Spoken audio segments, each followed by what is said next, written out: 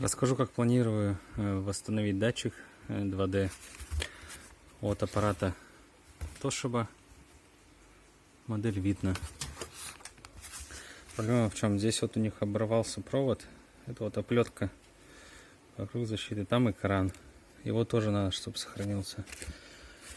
Трещины, в которые попадает гель и линза, которую делал кто-то, попросили по новой восстановить.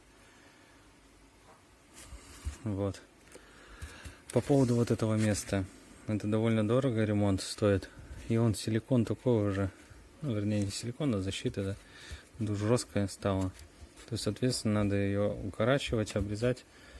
Вовнутрь все это продвигается.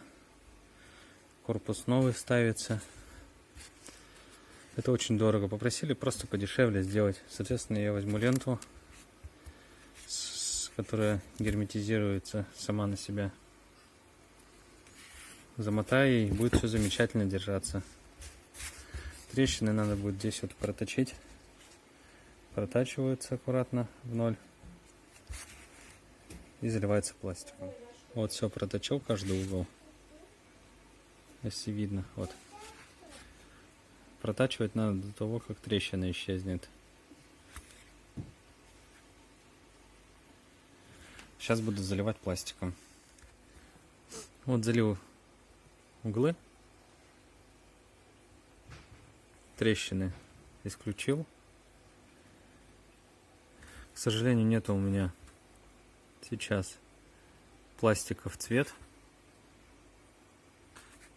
Но клиента я предупредил, он, соответственно, сделал ему скидку, сделал это дешевле, сказал, что будет работать хорошо. Главное, чтобы было надежно.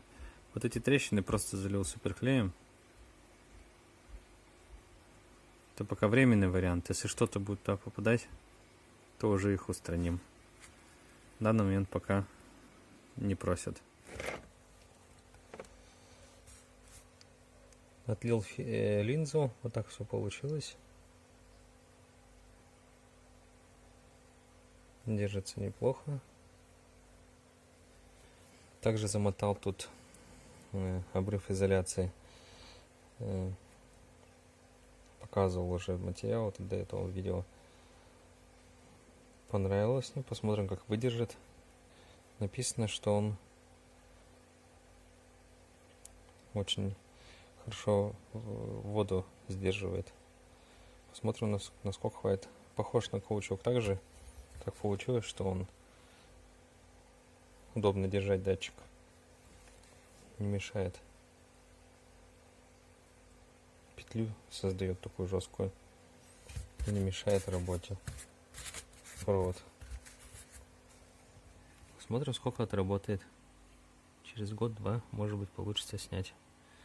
Сейчас посмотрим, как видно изображение на УЗИ.